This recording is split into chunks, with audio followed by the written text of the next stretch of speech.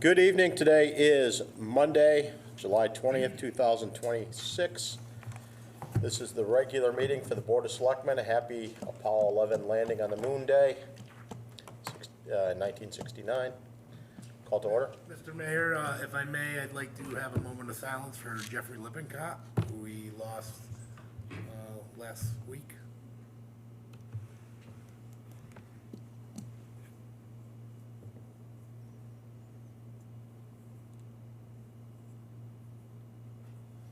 Troy Lemire. Kevin Bishop. Paul Marino. Paul Harrington. Todd Archelashi. Glenn Albanesius. William Hester. Cheryl Heffernan McGlynn. William Pozo. Please join me for the Pledge of Allegiance. Pledge allegiance to the flag of the United States of America and to the republic for which it stands, one nation, under God, indivisible, with liberty and justice for all.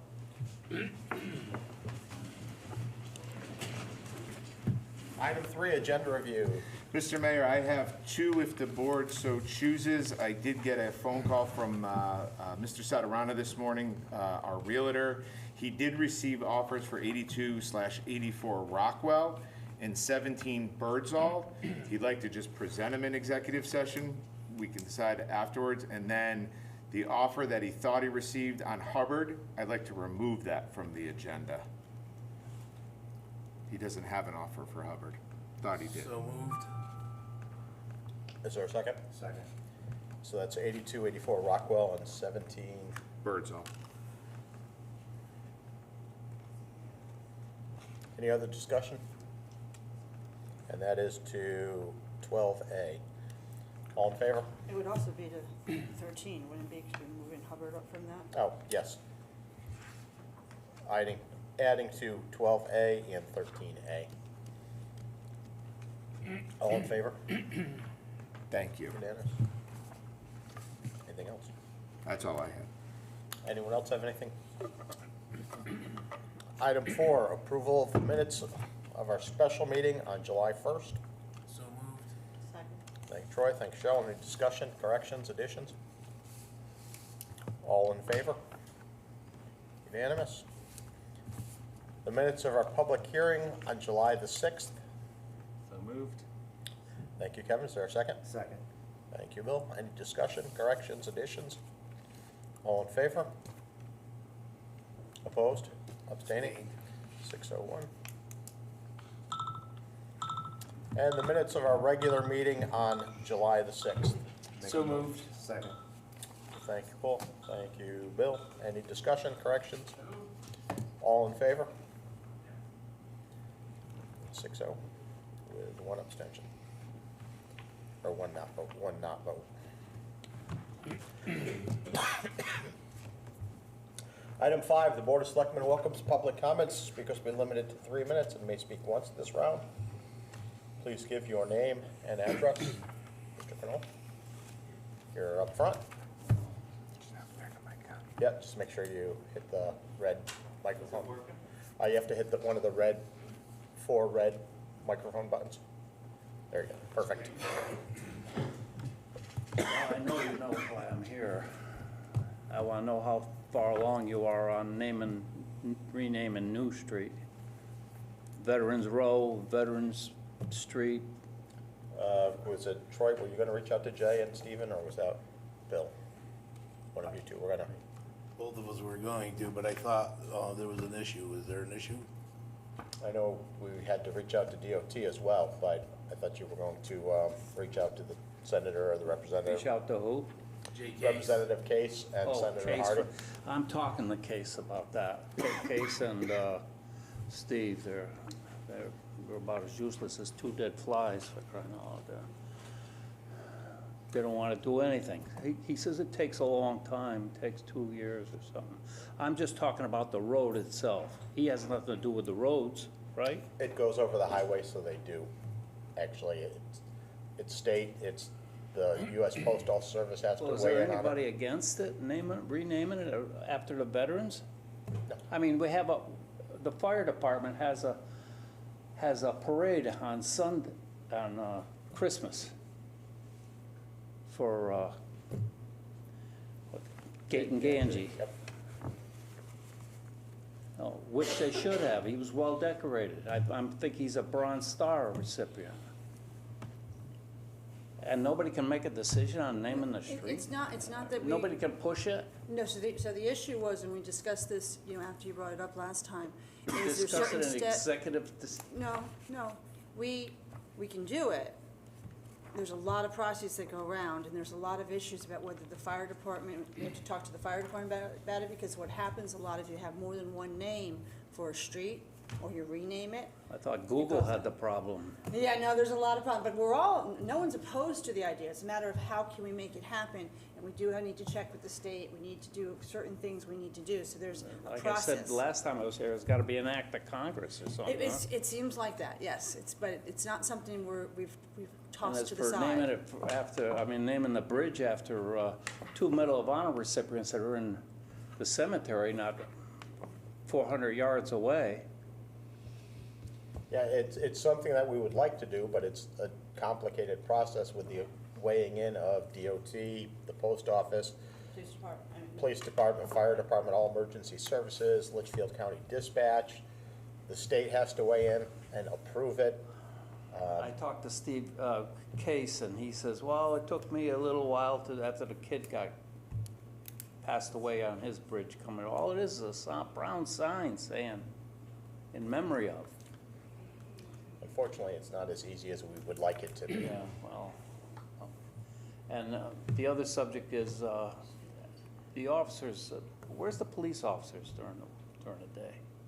There's none on Main Street, except if they're on overtime for duty, which is all right, you know. But you stop at the light at the Bridge Street, and there's a big sign there that says no right turn. They're turning right. Coming off of Bridge Street, I'm talking about, not coming Bridge off, Street or K not Street? coming off of Elm, yes, not coming off of Elm, Bridge Street. Who gets the money for that if they write them a ticket? The town? If it's on the state road, the state gets it. If it's on Yeah. a town road, the town gets it. What's If it's that? on a state road, the state gets it. Like 44, the state would get the ticket money. But if it's on a back road that the town owns, then So we you get the money. can't give, No, one of that's our what- police officers can't give them a, They can give a Well, they can ticket, give tickets, but we Yeah. just don't get the money. but that should not be a reason for they're not enforcing Correct. the laws. And we talked at the last meeting about the, people not following. and I had mentioned lots of before things. about the e-bikes on the sidewalks and the scooters.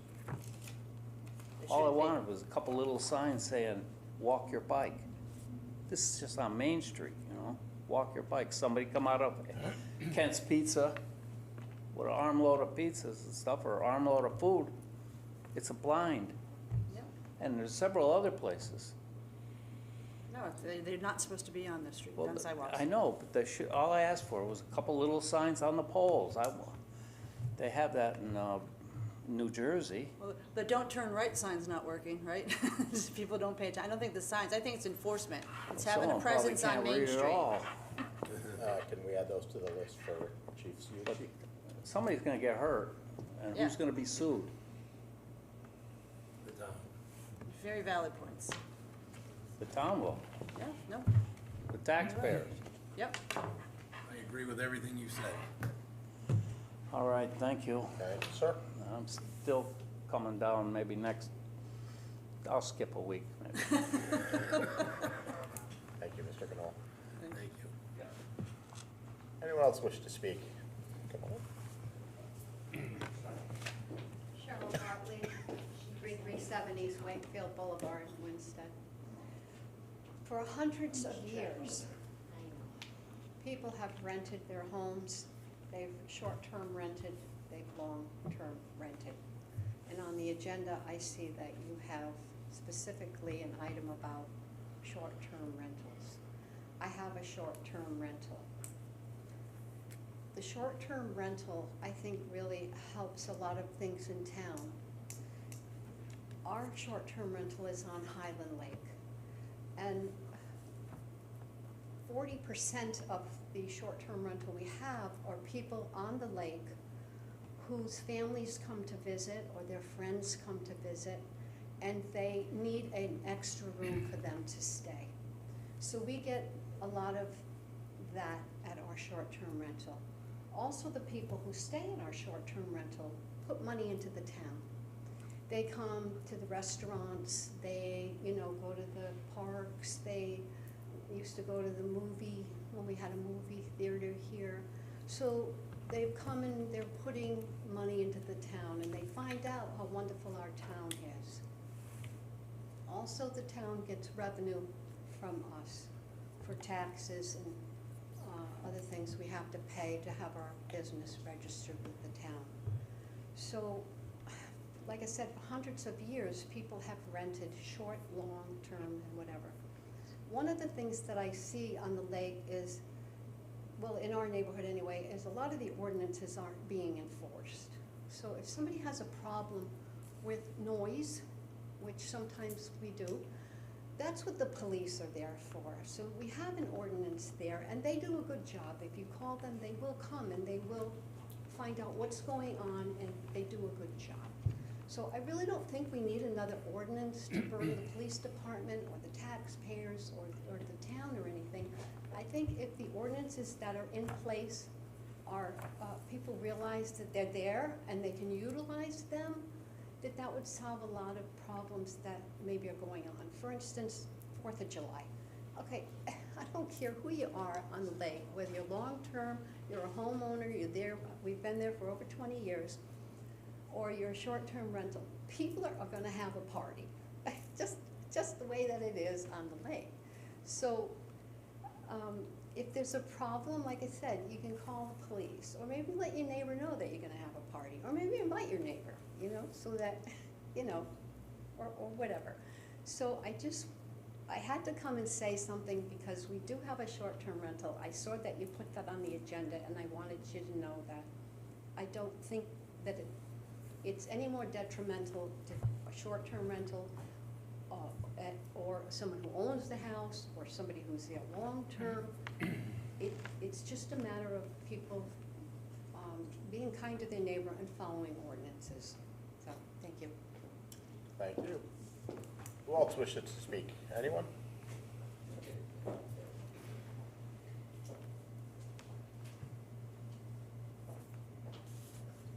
My name is Carol Zacchio. I live at 114 Shore Drive, and I'm also here to talk about the short-term rentals. I am a neighbor of a short-term rental. The house on 112 Shore Drive is 6 feet from my property line. It became a short-term rental last fall, and to be honest with you, Shore Drive is a neighborhood. But the biggest problem, the short-term rentals are here to stay. I'm not asking you to do away with them, but you need to regulate them. I'll give you an example. A bear got into the garbage next door. You can't go on Airbnb and find out, contact them and say you got a problem, because the previous renters had left. The town doesn't want to hear about it, and they didn't have a number for the person that owns the Airbnb. Matter of fact, they didn't even know it was running as an Airbnb. I called USA Trash. I said, let them know that there's bear-proof trash cans. No, we don't call them. We don't bother with that. So I think what ended up happening is the next person that came in and had a lawn full of trash, some of which blew to my property, the bear also took it to my property across the street, probably complained. And I will say the person that owns this Airbnb acted very quickly. As for the people who come there, we have had no problems with people. We've been lucky, I feel. Yes, there's probably, the guy that owns the one next door, I've never met, but he's obviously very good at getting people in, because most weeks there's 2 separate different parties in. Yes, people have parties, but when you live in a neighborhood, you don't have parties 2 times a week in the same house. You don't have extra cars coming in, blocking the roads on Shore Drive. Are there a lot of parties? Yes. Have they been a real problem? I'm absolutely gonna say no thus far. But it is different.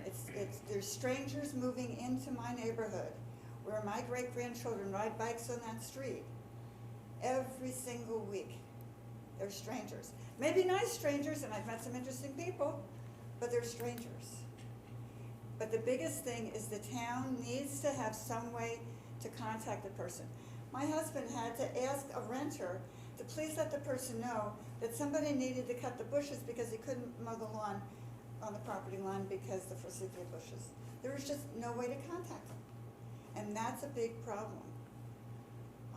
Garbage is a big problem. You know, I guess that's it, but I just want to make you aware that when you're in close proximity and you get turnovers a couple times during the week. Oh, and the other thing is it advertises for 9 people. There are 12 people there for this past week. Can count. Been very nice. They're having a good time. They've rented a boat, yes, and these people do go to the restaurants and get takeout. And I support that. Oh, my husband. I'd like to know if the town is aware of all the renovation work that's being done to these houses. We have a house across the lake from us, directly across, that's probably the size of this room. But they advertised, it was 3 bedrooms, they advertised 5 bedrooms and 6 bathrooms in their Airbnb. Is the town aware of the renovation? There was 2 big, huge dumpsters there, full of during the renovation work. I don't know if they had any permits. Is the town aware of the size of these properties? The town's not aware that this one is an Airbnb either. Yeah, I mean, we have 4 in our code. I mean, you know, and they advertise with ridiculous amount of money. I understand one is $9,000 a week. Anyway, it's really an important thing to consider, and I think you really need to look at it from the people who have been in the town, that are neighbors of these, and kind of do something to help us to be sure that we can keep our neighborhoods nice. So, Thank you. Thank you. Thank you. Frank, come on up. I'm going to sit if you don't mind.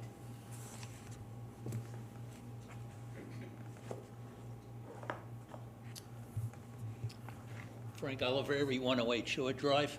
I want to talk about what the previous gentleman was talking about for naming the streets. In New York City after 9/11, because of what happened on 9/11, there were a lot of officers, firemen that passed. And what they did was they didn't change the name of the street. They just put a new sign up in honor of that person. So you're not changing the address. You're not changing the postal.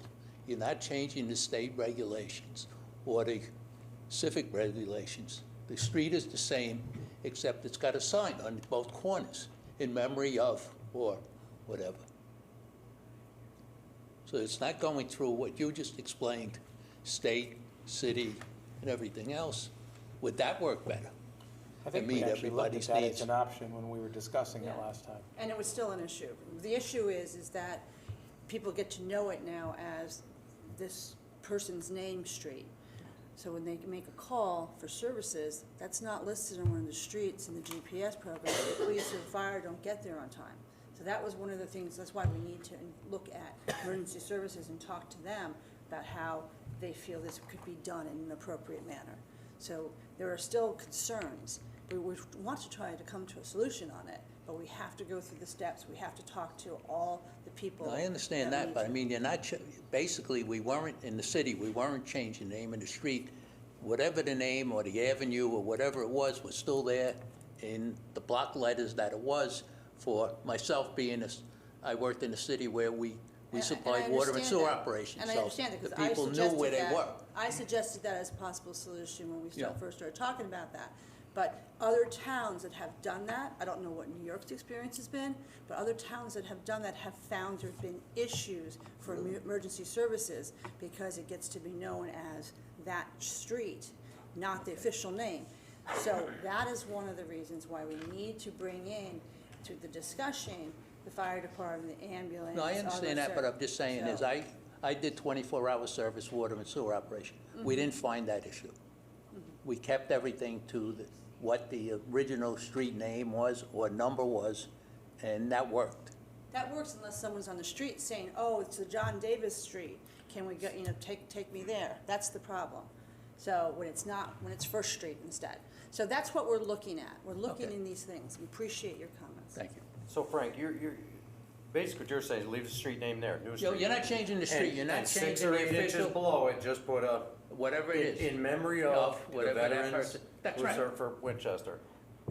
I don't see where that could be too confusing. Is that something we could look into, Paul? We I mean, talked about if a that fire last truck night. sees New Street and they see a little in memory of, and they think it's called in memory We- of. We did look at that, Bill, and again, I think we're interested in doing something, and we haven't shut this idea No, down. I understand that. But what happens is, and I think to Cheryl's point is this, right now it's New Street, right? The minute it becomes Oliveri Drive, with a sign on the bottom that says Oliveri on it, I don't want to name it my but you street, know what but I'm I saying, want to live here a little right? longer. Because now, 6 months later, there's a thing, hey, I live on Oliveri.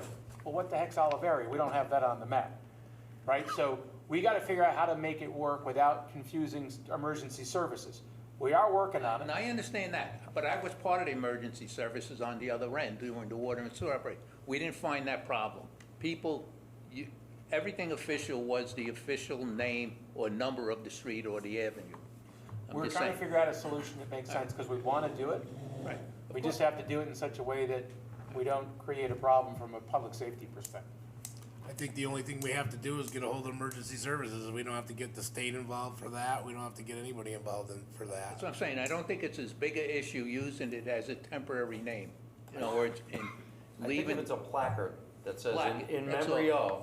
whoever you want to put. If we have somebody in emergency services driving up and sees a big green sign that says New Street, and 8 inches down sees a little round placard that says in memory of, and they're confused where they are, probably shouldn't be driving that vehicle anyway, saying. correct? Just think Just about my that. opinion. That's all I'm saying. It worked in the city. I can't see why it can't work in this town. That's all. Thank you. That's right. So I'm gonna make it worse for you. I'm sorry, just one point. Kevin Higgins, Crescent Street, Yorktown. Just remember, one of the issues that I had when I spoke about it, being from Bridgeport, which is also a city, 49 signs, started with 1, Martin Luther King Drive, ended up at 49 so far. So I'm gonna say this, my dog would like a nice sign, my cat would like a nice sign. I know at least 5 neighbors that also would like signs. So I would like, instead of Crescent Street, how about Coach Drive or whatever I wanna make it. I'll put up a nice sign. So you're gonna get requests in here every single month from somebody that wants a sign just like that one. And I'm all for the sign, believe me. I don't wanna take anything away from the veterans. That's a wonderful idea. I'm just letting you know that you're gonna be talking about this all the time. That's it. Thank you. Right, Frank? Right, Frank? Jamie?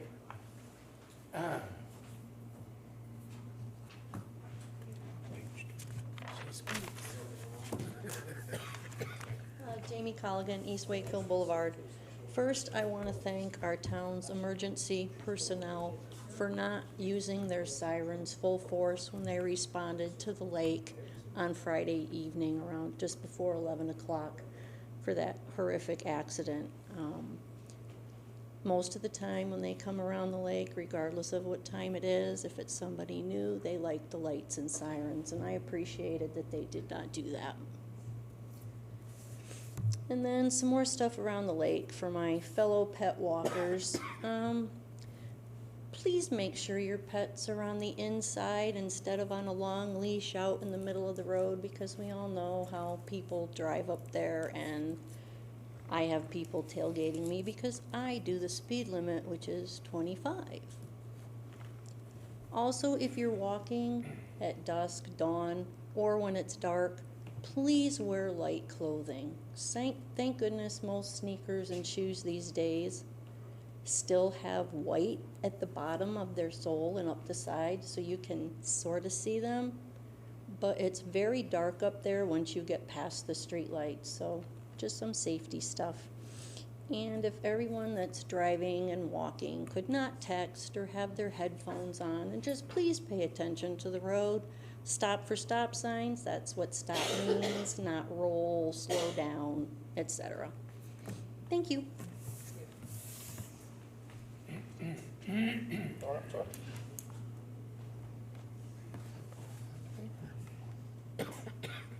Russell Buckner, 337 East Wakefield Boulevard, speaking on short-term rentals. I have a short-term rental, and I fully appreciate the kinds of issues that can arise. And our short-term rental, we live there. We're right there. The only issues that I've seen in my community in 23 years, in our community overall, was cases where one of my neighbors had a problem, and 4 times I had to call the police. One had a party, it was loud, etc. And I have 15 years in law enforcement, I was a commissioned peace officer in another state, so it's easy for me to call the police, because I know that's okay and they'll look into it. And they resolved those 4 problems over a 23-year period by just talking to the neighbor. So every situation is different. But we screen our people, and mostly it is people, families around the lake, in the community, and make sure that the kinds of issues that you mentioned don't exist, and those are all legitimate. And we talk to our neighbors because we live there. You know, we own the house. So those kinds of issues we deal with. So I'm just saying that there's a real place for short-term rentals, and the new ones that are called Airbnb are just short-term rentals. And there's a handful around the lake and around the town. And I think it really contributes to the community. Now, on the bear and the trash issue, we actually had the bear, our neighbors had the trash on all the time. Eventually, the bear came into our kitchen. And we're vegetarians, so there's nothing to eat. So I understand how something in the neighborhood can interfere with you. Okay, now, the bear is now gone, and the neighbors have a locking trash can. But as far as short-term rental, I'd just like to say that I'm in support of those, vested interest. And I was once a selectman, so I empathize. Can I ask you a quick question, just for informational purposes? Do you do a minimum time on your short-term rental? No, it's 1 or 2 days, and like in a year, there might be somebody working in town who's here for 4 days. We had an English fellow who's here for woodworking workshop for 5 days. So it's also people that work in town. Okay, thank you. Anyone else wish to speak? Make one comment about the bears. Okay. So we've had a bear break into our house twice. All right, come up a little closer to the mic. We've had a bear broke into our house twice. Is it the same bear? I don't know. So it was in a couple of years. First time they came in through the bedroom window. No joke. Not the Beatles song. But anyway, so, and we were not home. We were not home, and so we didn't know if we were robbed because everything was just trashed. So we called the police department. They came right away. And they looked around, and they asked me to go look at our valuables and see if, anything was missing, and so we did, and nothing was missing.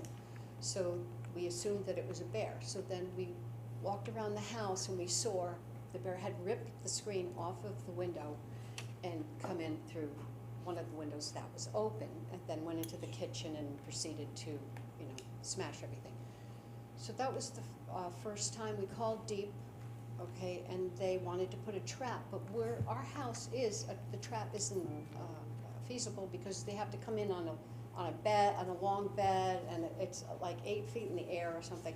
So that didn't work out. So we put a electric fence around our window, and he came back a couple times and got zapped, and then he didn't come back. So this past time where it came in and it actually opened the door. We were on the deck, and it actually opened the door and walked into the kitchen, and was just going through the cabinets systematically without breaking anything and opening drawers. And I peeked in the window and I saw him. And so my husband went and yelled at it, and it opened the door and it left.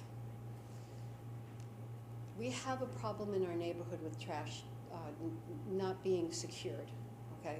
So I noticed now on my walk on Shore Drive and other areas, people have the trash cans with the locks on them. I know we're gonna have a meeting here, I don't know if it's this week, where Deep is gonna come and talk about these things, but that's a really important thing. If you guys could get the word out somehow, they're not that expensive to add to your,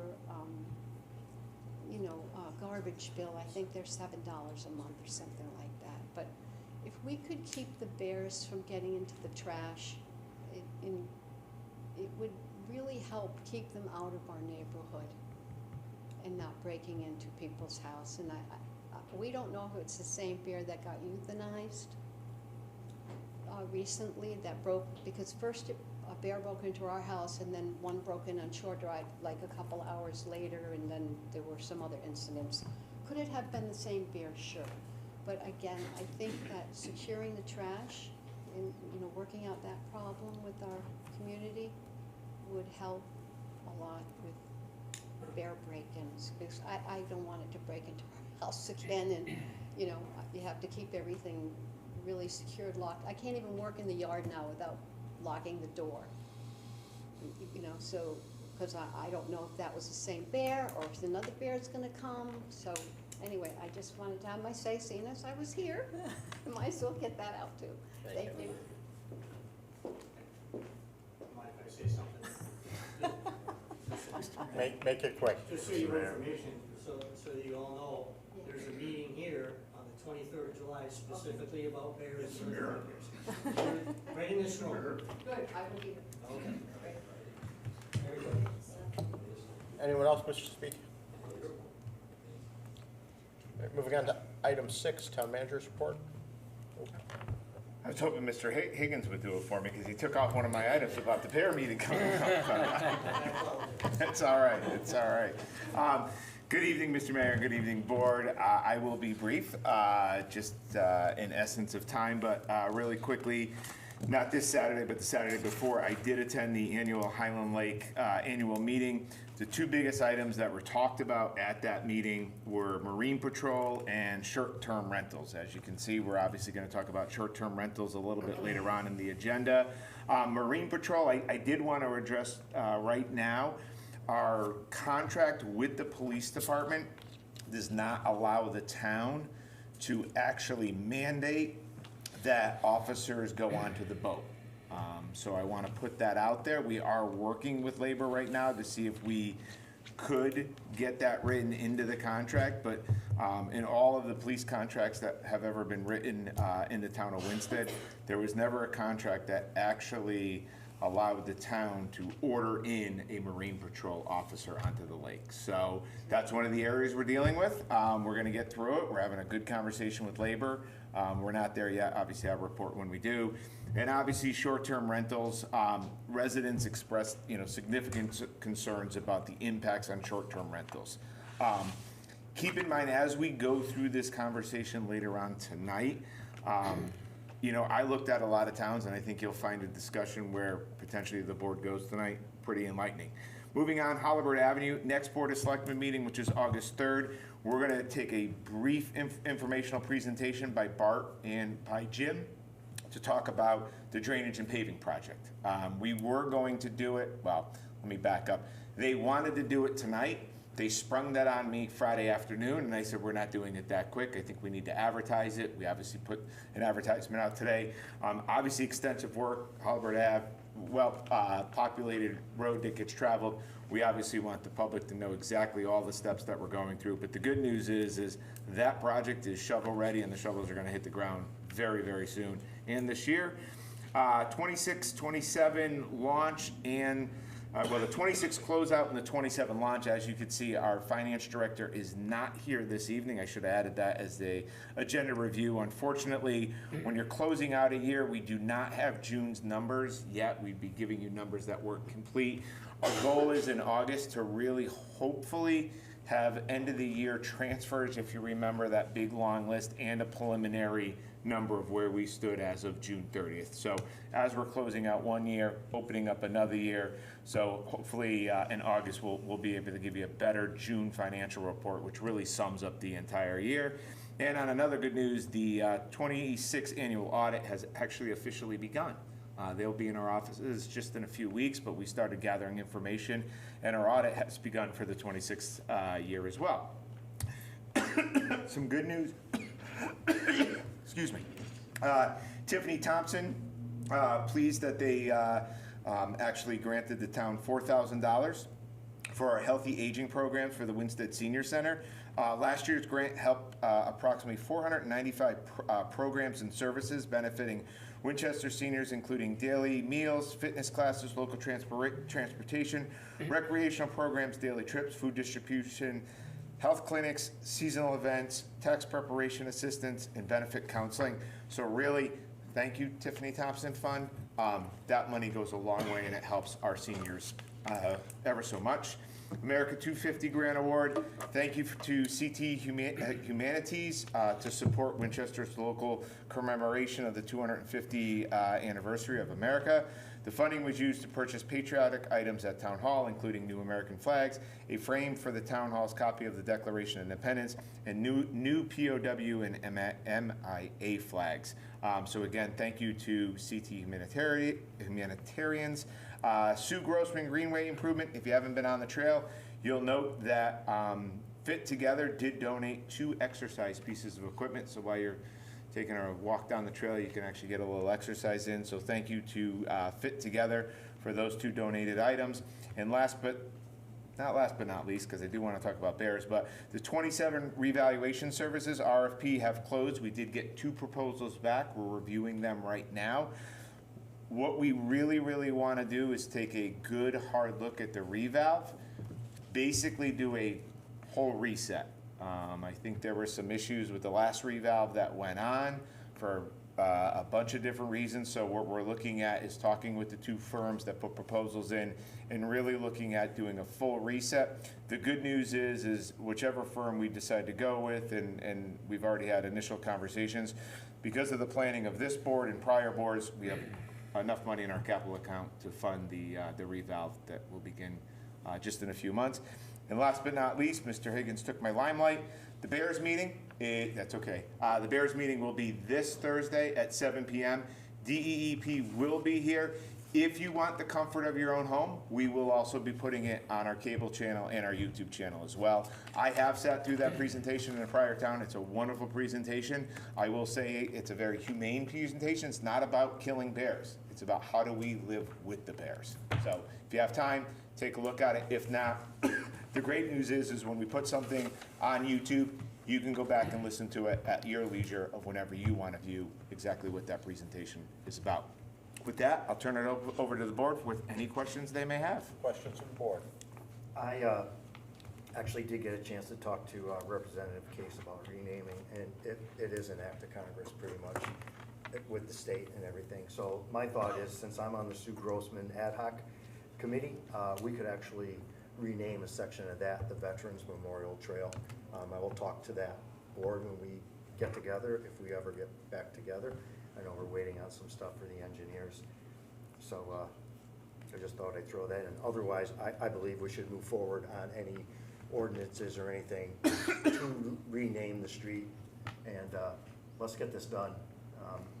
Enough is enough. Let's make a move, and let's do something for these veterans. As a grandson, son, brother, uncle of many veterans, this is near and dear to my heart, and it's getting a little upsetting every time Mr. Knoll comes in and we give him the same answers.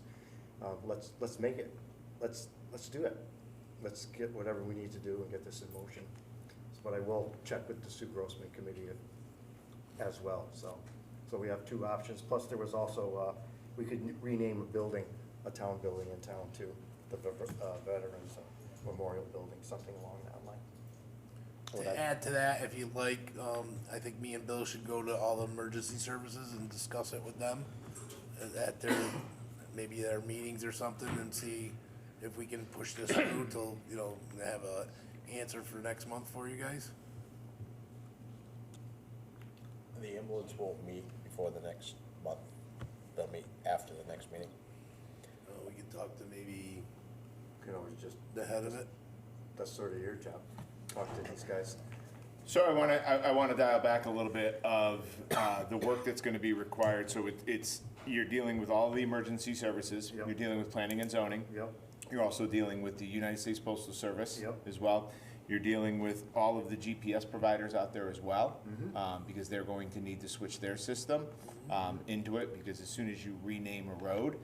So I don't know if we're going to have all the information back by August 3rd, but is that the direction that the board, the way, and I may have mistaken, the way I thought this was being left off at our last meeting is we were going to reach out to our delegation down in Hartford to Okay, see if we good. could rename the bridge. So, perfectly honest, I kind of just, and believe it or not, the mayor and I talked about it a little bit earlier this meeting.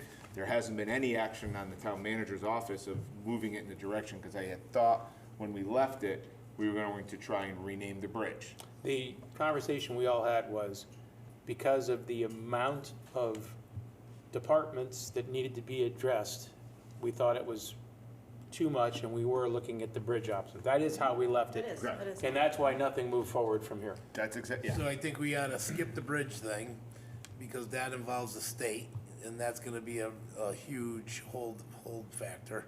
I think we should just do a memorial sign.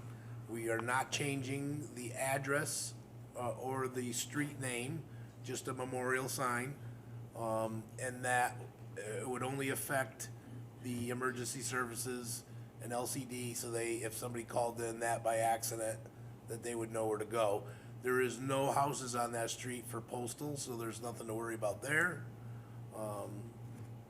Very simple. Then we can order some signs, and, I mean, that's one street, but So it's your meeting, but let me make a recommendation. This is not an agenda item, it's not an action item. I can put it on the August 3rd agenda, memorial sign, and you guys can all have a discussion on it. Does that work for everybody? And in the interim, conversations can be had with emergency services, So because are you gonna despite, take- you know, some expressions, I think we still need to bring them into this. absolutely. Do you wanna do that, Paul, or do you want me and Bill to do that? I think it should come from my office, so I have zero issue, starting the conversations and Start Go in. the conversation, Yeah. like I said, Sue Grossman can And I possibly. then that will section. potentially want to put in your head, so it's not a surprise on August 3rd, you then go back to our ordinance of naming, You will need to change the ordinance. or then we would have to, so it's I'm not saying we can't do the work, I'm just saying, you may not get what you want on August 3rd. Otherwise, you're gonna need a petition committee. That's Your okay, public hearing. as long as we do something instead of doing. So can I nothing. just ask a question on that? So you're saying we'd have to change the ordinance just to put up a memorial sign? We're not Any- changing the name of the We're not street. changing, not changing, the name, it's still gonna be New Street, but just to put up a little, I think that's what Frank was saying they did in New York. You can, and that was just downtown New York. Probably You can see the haven't street weighed signs, in and you can whether see that's just a for little round naming. plaque, just in We memory discussed of, that at the or last in meeting honor as of. well, and I think what we found out was it was, I think the ordinance change is what came up. Yeah, 'cause And the that's why we ordinance- went down the road of the bridge, because we thought the bridge might be the quickest and simplest solution than, Not even close. And what's the holdup on the bridge? Any State. naming, State. well, did anybody reach out to? Yeah, but you're not, but the point that is you're not naming anything, you're just putting up.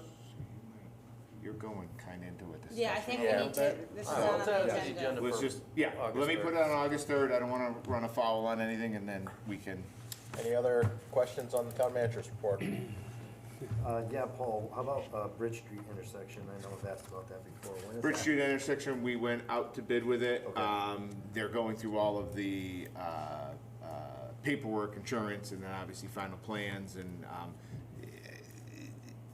we got a shot at getting it done, or beginning, and I want to try and get the icing before it gets cold. So we got a shot of it being started this year. And how's the gas company making out? Have you heard anything about that? I haven't. We're actually They've meeting had with Lake Street blocked off today a little bit. We're meeting with the gas company tomorrow morning with Perfect. Eversource.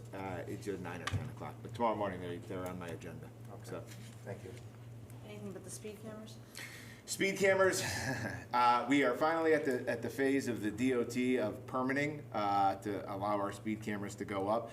The deadline or the goal is to still have these things installed and operational and issuing citations sometime in the middle of August.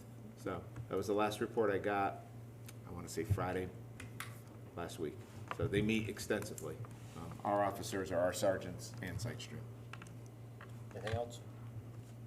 All right, we have nothing for the finance director's report. Item 8, does anyone have correspondence? Item 9, boards and commissions. Kevin, Bill? All right, we have a couple of reappointments. So I move that we reappoint Ellen Babcock to the Ad hoc Water Level Committee, a Democratic Party, with a term that will now end in May of 2028. Make a motion. I'll second. Okay.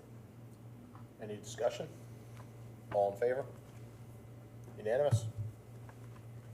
Okay, I move that we appoint Jen Perga also to the Ad hoc Water Level Committee, Democratic Party, for a member seat that will now end May of 2028. Make a motion. Is there a second? Second. Any discussion? All in favor? Unanimous? Okay, move that we reappoint Willard Platt to the Ad hoc Water Level Committee, unaffiliated, as a member with a term ending May of 2028. Make a motion. Is there a second? Second. Any discussion? Before we vote, I did discuss this with Paul earlier, and we really couldn't find any definitive information on it, but I am a little concerned that all 3 of these members expire at the same time. I know a lot of our boards and commissions have staggered memberships, so you don't get into a problem if all 3 members were to expire at the same time. So we may need to look in that, why they all expire now, because I think it's only a It's a 4-member board. In fact, what's listed on our town's website, actually, the only one that is the same would be Mr. Platt. The 2 other names do not list on our website. I have listed for tomorrow. I want to call Mr. Platt. There was no copies of bylaws that we have, but I'm sure they have them. It was formed in 1997. I did be able to find that, but I do want to see about staggered terms. Maybe that was the intent back when the Board of Selectmen formed this, but the mayor did bring this into May. So I think you're good tonight, but we can clean this up once I talk to Mr. Platt. all in favor? Unanimous? And then may I just say one quick thing on boards and commissions? So I do get one appointing authority with the unfortunate passing of Carrie Stetson on our EDC commission. The EDC commission reached out. The town manager does get to appoint somebody to fill the term until that term expires. We did look at the alternate member. I did talk to the EDC commission, and I have appointed Stephen Plumley to take over Carrie Stetson's position on EDC. I apologize, I don't have the date in front of me. Does the town clerk remember what I wrote in my letter? It was 28 or 29, right? Yeah, okay. So anyways, Mr. Plumley is taking the term. There you go.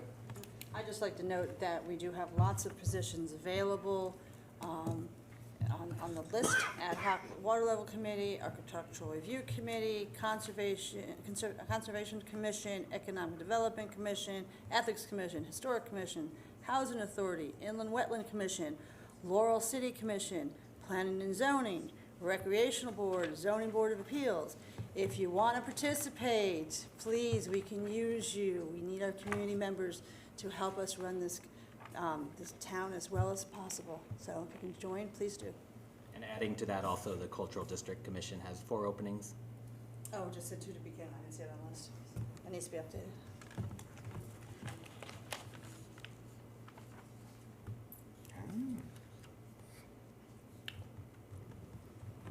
Item 10, unfinished business, we have nothing listed. Item 11, new business. Item A, discussion action on the charter revision final report. Town Manager Harrington. Thank you, Mr. Mayor. So as you remember, we did hold our public hearing. We do have a time frame of what we need to meet. We can either accept the revisions, we can make modifications, or we can reject the recommendations. But we have till tomorrow, but we're not meeting tomorrow. We have to do one of those 3 items of what was discussed. And included in your packet was the items that the Charter Revision Commission had brought forward. Would you like me to review them again, or we're very familiar with them? Whoa, we're very I think it's pretty familiar. Those two are, I just, So I'll go through them quickly, obviously, for our public as well. So and these are brief summations of the charter recommendations, the charter revisions coming back. I have included the report in the Board of Selectmen packet. It's also on the charter revisions site of the website as well. But really quick, the town clerk transitioning from an elected to an appointed position, limitations of serving on multiple boards and commissions. The limitation would apply to Board of Selectmen, Board of Education, Planning and Zoning, Zoning Board of Appeals, Inland Wetlands, Water and Sewer Commission, Board of Assessment Appeals. The Register of Voters, extending a 2-year term to a 4-year term. Budget process modernization, we're looking to speed up the process when it comes to the budget in terms of if and when a budget potentially fails, how quickly it would go back out to a vote. And then the eligibility of boards and commissions, standard language of who's eligible to serve on boards and commissions. It defines elector, it defines property owner, and it makes consistent throughout the entire charter, are the recommendations that were brought forward. Items that were considered was 4-year term for the Board of Selectmen, reduction of Inland Wetlands Commission members from 9 to 7, elimination of the Board of Selectmen stipends, moving Gilbert School funding to the town budget, and fire department consolidation. Those are items that were either brought up by the public or most of them were brought up by the Board of Selectmen. There was no action taken on those items. It is the board's pleasure on what they'd like to do. I think I'm going, just for the sake of our discussion, I'm going to move forward with the motion. I move that pursuant to Connecticut General Statute Section 7-191, the Board of Selectmen accept the final report of the Charter Revision Commission, including the proposed charter amendments contained therein, and approve forwarding the proposed charter amendments to referendum at the next available election as permitted by law on November 3rd, 2026. I further move that the town manager and the town clerk be authorized and directed to take all actions necessary to comply with the statutory requirements for submission of the proposed charter amendments to the elector of the town of Winchester. second. We have a motion, we have a second. Discussion. I just have a little concern for the budget process modernization under the major changes included, the paper ballots if authorized by the board. Because is there enough time in between, like if a budget fails, there's no way that they can print them? That's allowed by state statute for us to print our own ballots out? So we have the instead of option to having- print the ballots. The reason that we are changing this is right now it says machine vote only. Those are the ballots you'd have a tough time getting printed in time. Right. We can print our own paper ballots.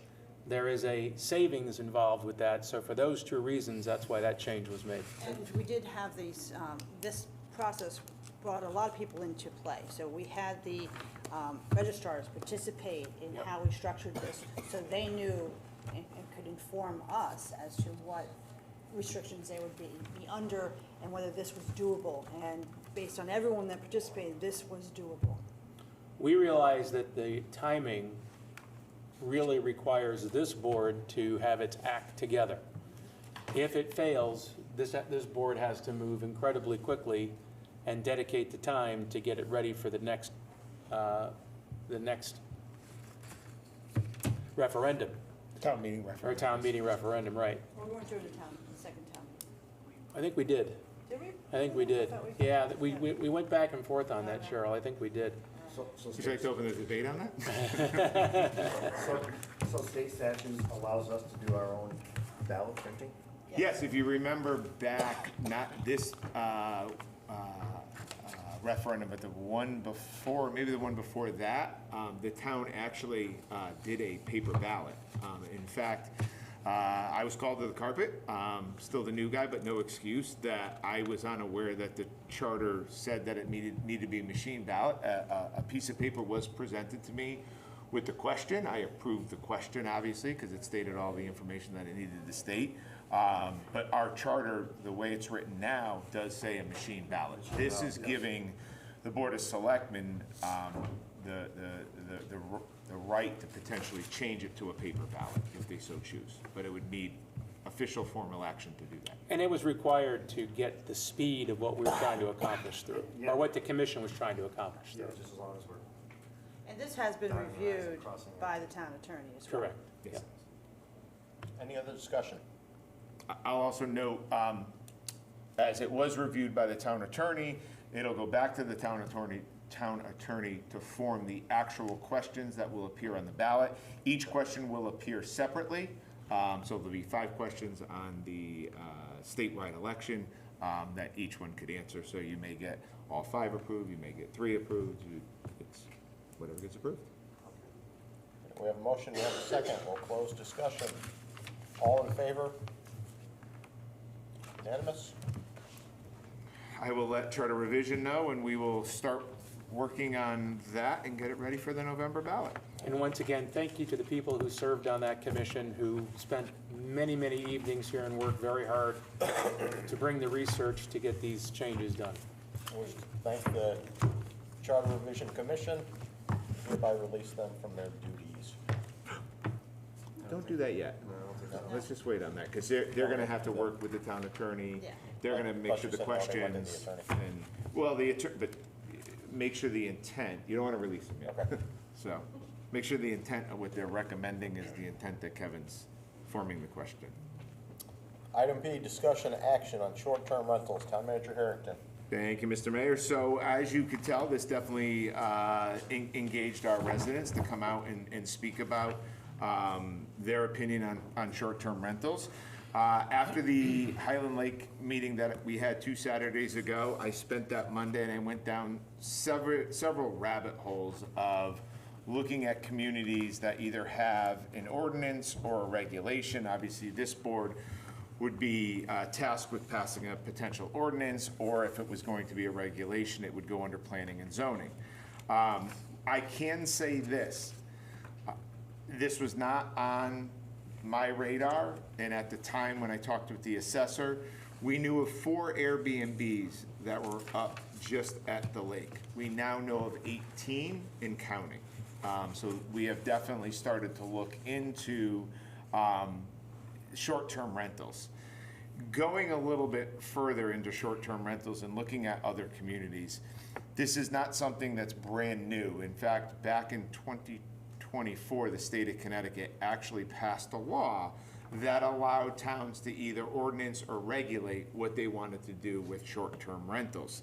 And I talked to some people before walking in.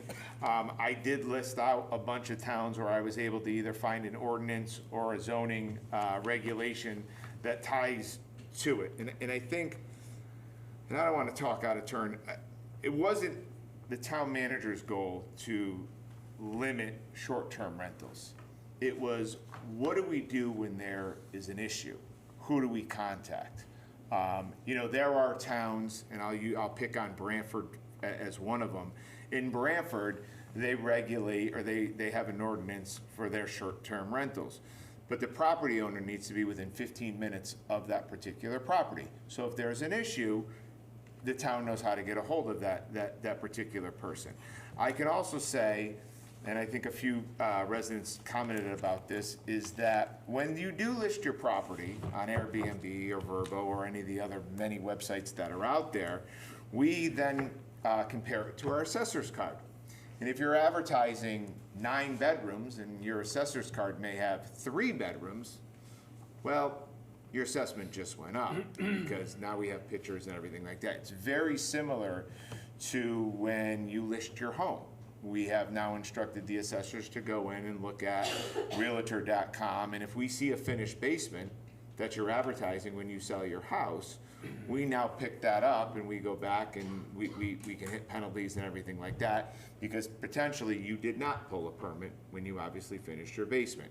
Enforcement is obviously very key in anything, whether you pulled the permit or not. It was a prior board that if you're caught doing work and you did not pull a permit, I have to remember what it was. Do we double the cost of that permit?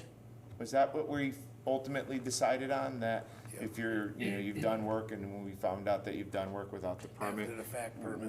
We've, after the fact, we hit you for double the amount of the permit. So I'm gonna turn it over to the board, because this is a discussion where I think some residents have opinions about, and what direction potentially you'd like to see us craft something that you may or may not wanna do. So if I may start, since I am the sole board resident up at the lake where the majority of these short-term rentals take place. I've been there 55 years. And years ago, when my grandparents first bought there, they had 2 cottages on one lot, and she rented one all summer long to pay the taxes, and we got to enjoy the other one. And back then it was Hartford Current ads. There was no Airbnb. There was none of the, ease of doing it. And it was always a weekly rental. And we got to know the folks that would spend the week there, and most of them were families just wanting to enjoy the lake for a week. So it was usually a pretty positive thing. And the thought of restricting people's rights to rent their homes is something that is always troubling, and this topic was looked at 7 or 8 years ago. It was a topic here in town because there was a family who brought it to our attention, or not, I wasn't on this board at the time, I was on ZBA, but they brought it to the town's attention because they had a shared waterfront and with the neighbor next door. So when their neighbor was their friend and was there every weekend, they all enjoyed the waterfront together, non-issue. Well, the neighbor turned it into a short-term rental.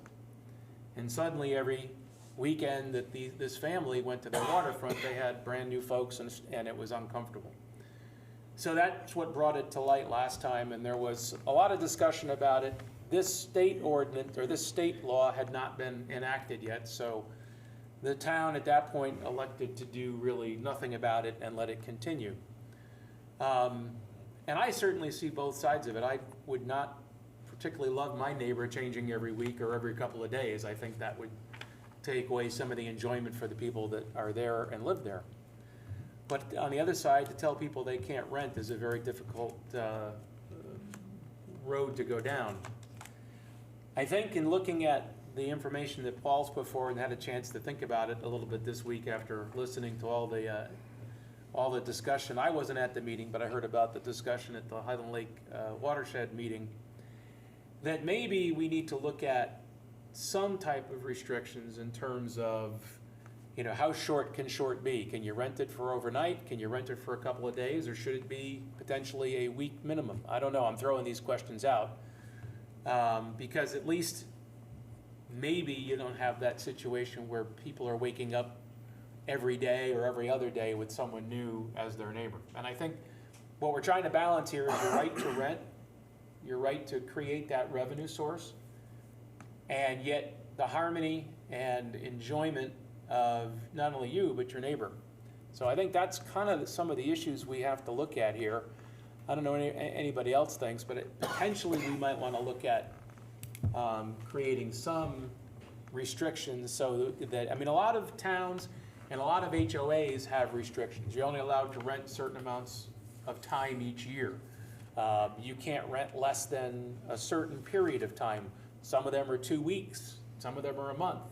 So there are different ideas that are out there in different communities, and I think it's something we should certainly not act on quickly, but I'd like to discuss it amongst the board, and I'd like to also get potentially more public input, because I think we've heard quite a bit about it tonight on both sides of the issue, and I think I'd love to get some sense on how serious a problem it is or not.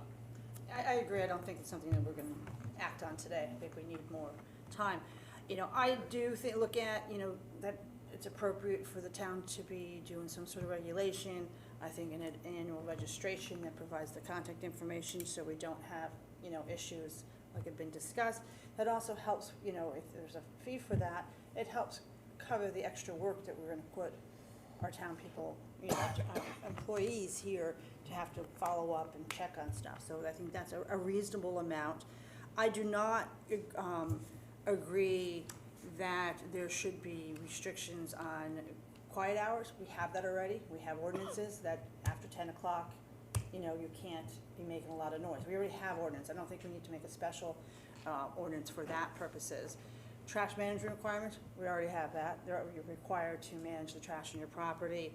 I don't understand, and I'm just curious as to what everyone else's thought, why we would be prohibiting any parties. We don't prohibit people from having parties on their property. If someone's renting your property, why couldn't they have a party, for example, a wedding or something? Why would we prohibit that?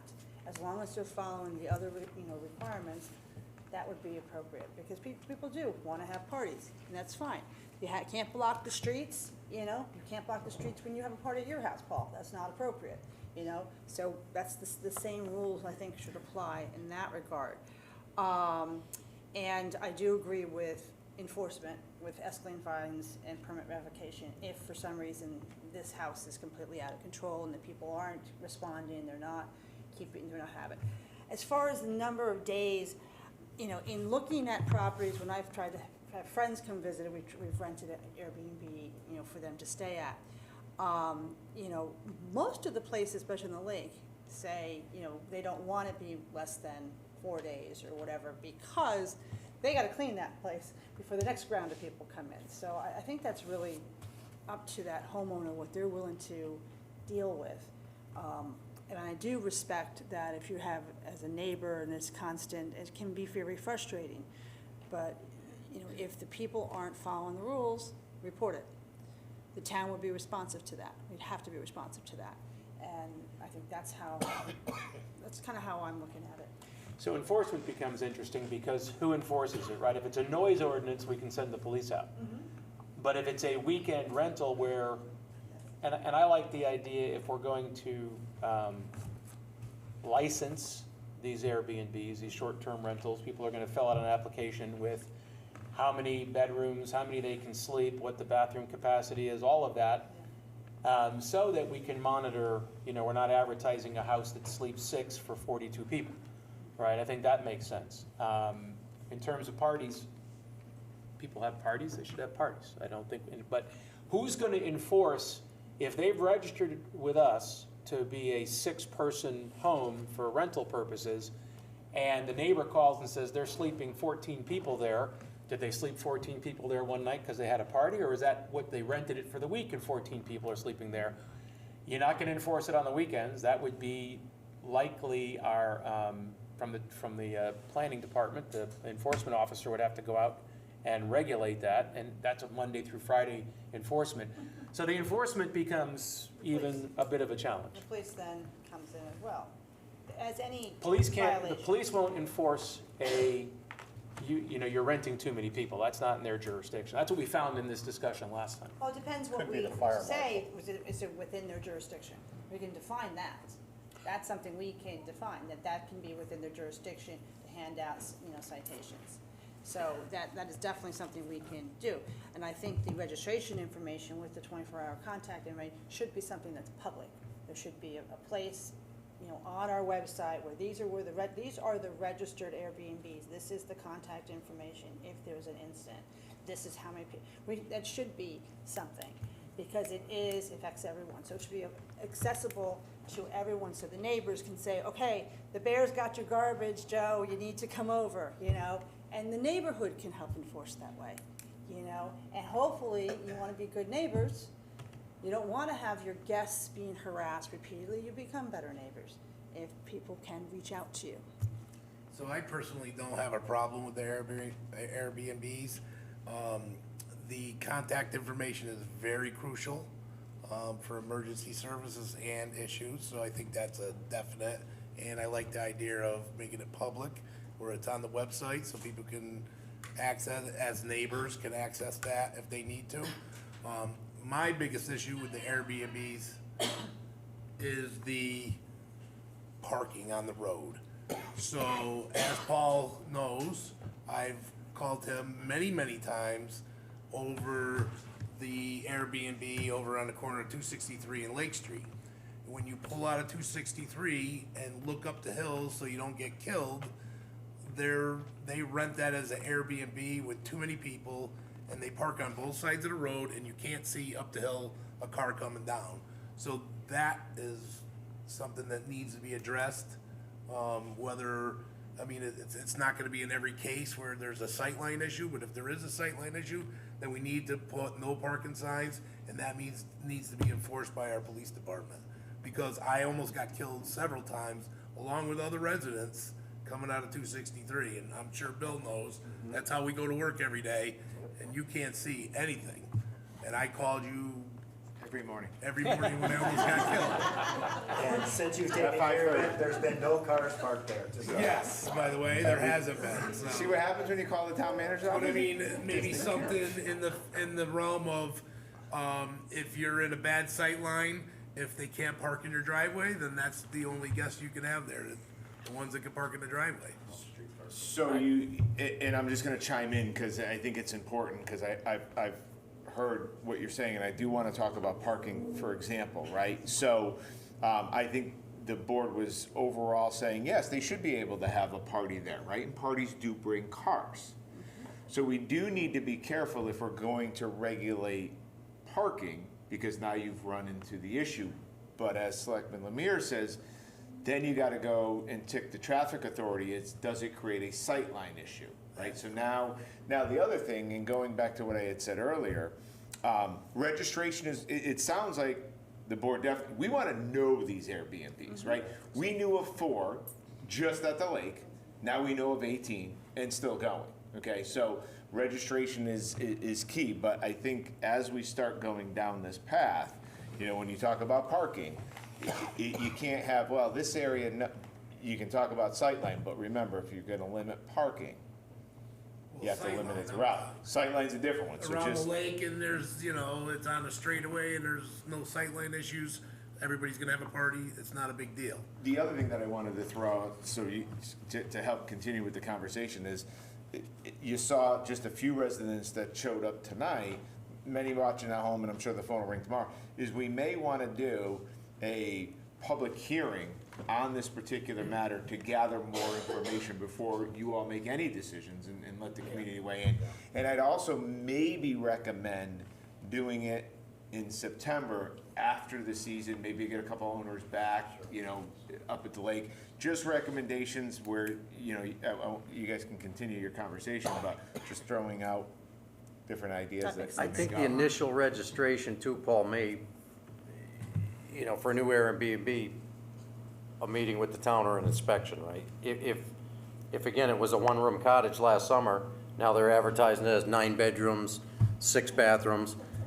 If you go over and look at it, it is 9 bedroom, but they have, some of these cottages over there have 2 parking spots where this car can pull in and, well, what do you do there? Okay, you have 9 bedrooms you're trying to rent out, and you literally only have 2 overnight parking spots. Do you allow, now you have a family comes in for a family, you're in here, we're renting it for the month, and we're filling the 9 bedrooms, so we got 18 people coming, everybody's driving, and are we putting 16 cars on the road for a month?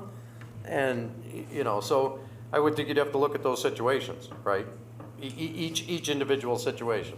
Well, and going a little bit further in terms of inspections, these are people that are going to be in our town, whether it's for a night, but you bringing in our housing inspector, also fire marshal as well, working COs, working smoke detectors, all of that, comes into play. That is it an annual inspection? With the registration, it's also an annual inspection that we're ensuring that, guests that are coming to our town are safe when they come to our town. Yeah, I think with the registrar, because I was thinking, are you gonna have an inspection in between each renter? That could, No, crazy. you can't do that. That would be annually. But I think the annual inspection with that application, that registers that, we get their name on, I think all the ideas we've just come up with in the last 10 minutes here, I think all make really good sense.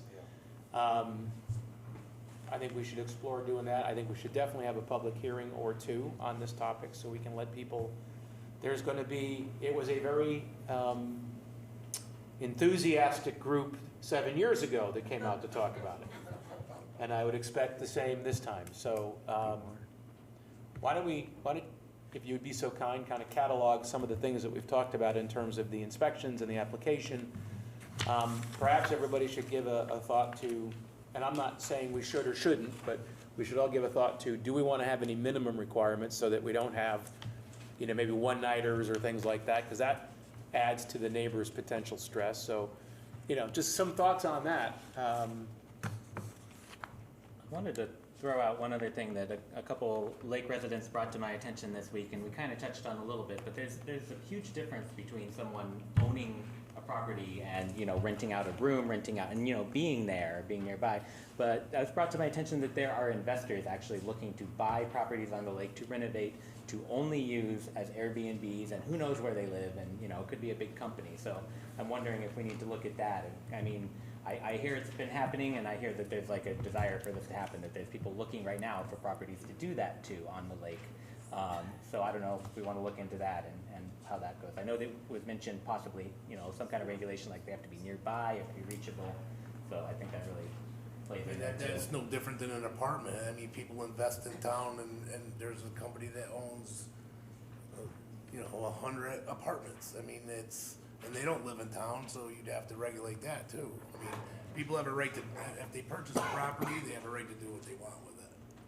Within reason. Within reason. Within reason. Once again, the lake is unique because, I mean, you need to like your neighbor up there, right? When I say, can I borrow the sugar, you don't have to reach, you just hand it.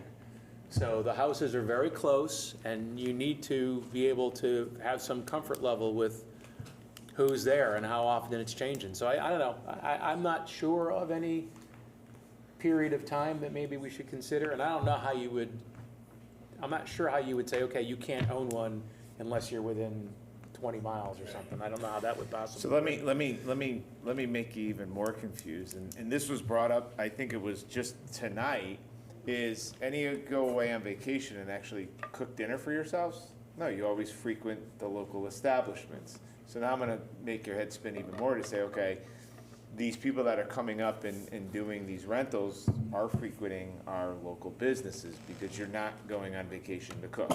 You're going on vacation to enjoy. So it's there's a lot here. And I think a public hearing is, or two, is probably a good start.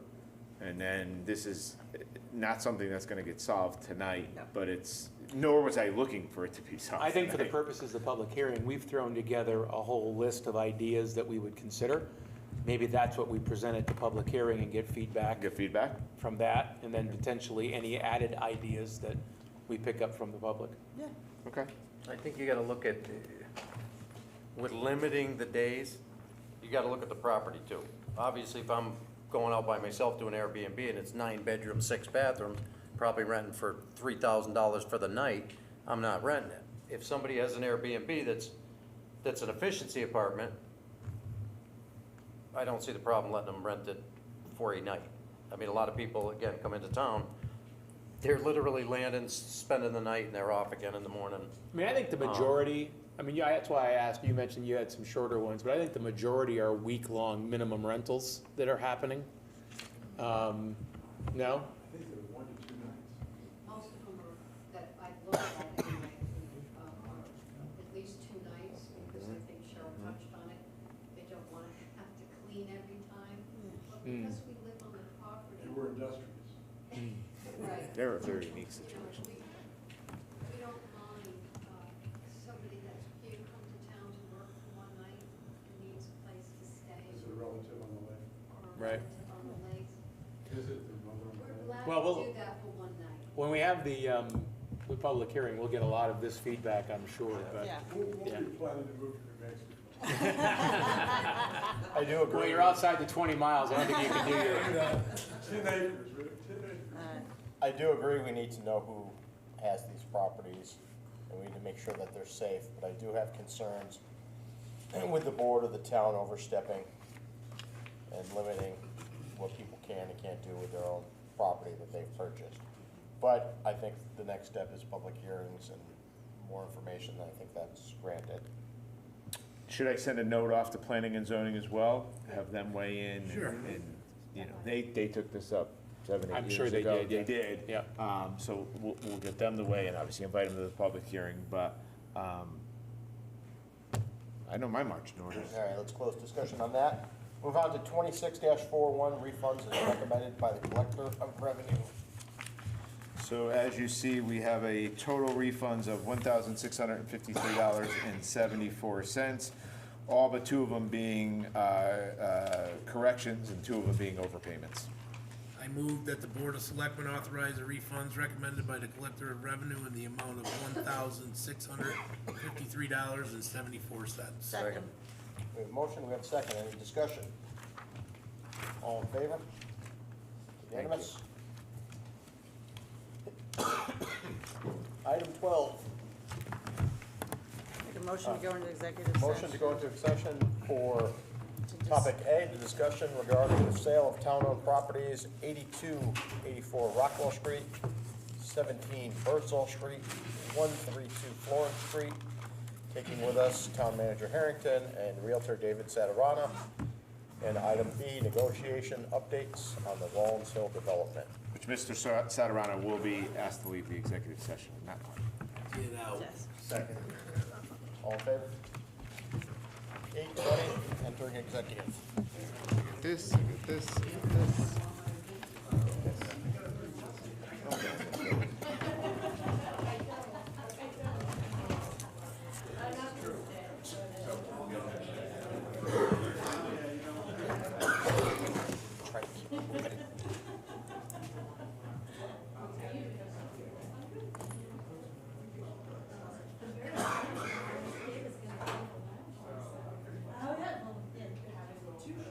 I know, I wanna figure out who's going on first and who's going on second, because it's boat parade thing. So if Eliza's going on first, I'm gonna skip the boat parade, but if Eliza's going on second, I'm not gonna skip the boat parade. Alright, so I will get you that inside source. Right. Yeah, yeah.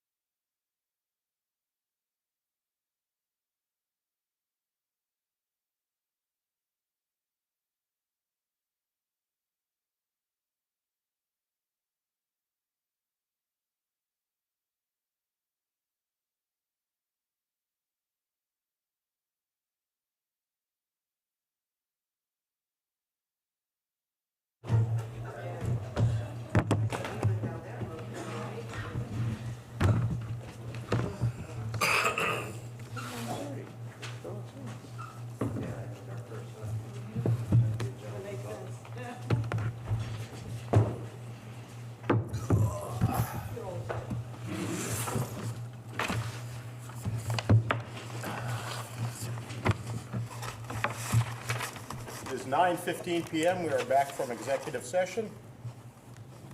Item 13, new business, possible action on sale of town-owned properties. Do we have a motion? Mr. Mayor, I'd like to make a motion to have the town manager enter into negotiations for 8284 Rockwell Street for $30,000. We're supposed to do the town meeting too. We're not going into negotiations, Mr. Hester, we're just gonna set, Oh, contract, I'm sorry. Yep. 8284 Rockwell, contract for $30,000 and the date too? is August 20th. At 5 o'clock. Second. Any discussion? All in favor? Unanimous? I'd like to make a second motion to go into contract for 117 Birdsall Street. Is it 17? It's 17. 17, I don't know how come I just added an extra one for some reason. 17 Birdsall Street for $30,000 to be at the same August 20th at 5 o'clock. Second. Motion, second, any discussion? All in favor? Get that Unanimous? scheduled. We have no further action to take on town-owned properties. Item 14, citizens' comments. Does anyone wish to speak?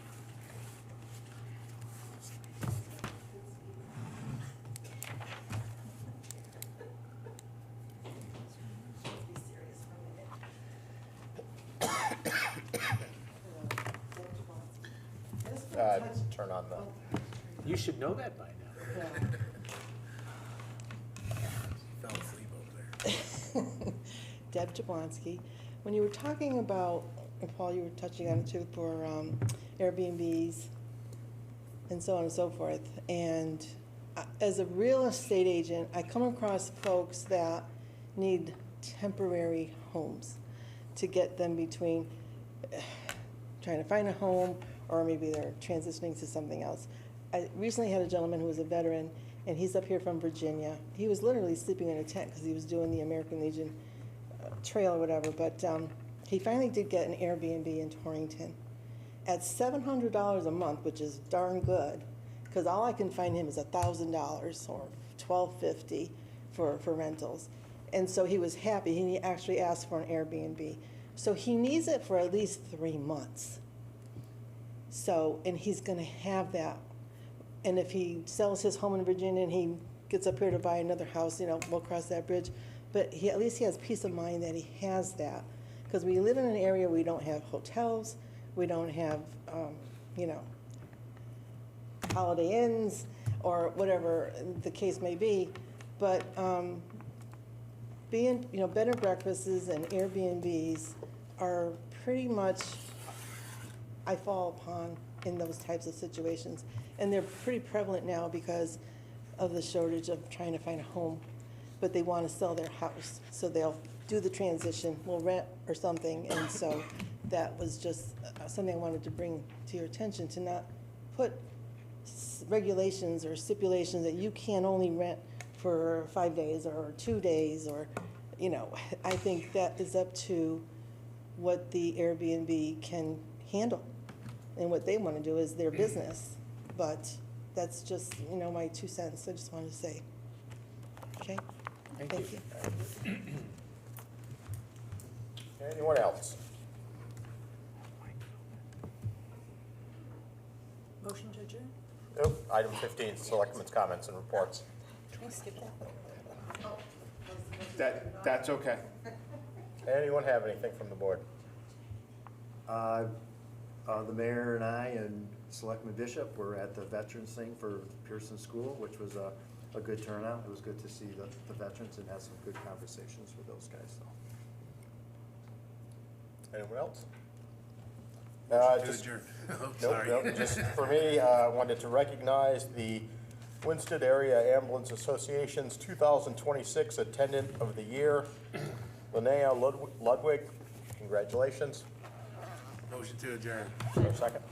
All in favor? All right, everyone have a good week.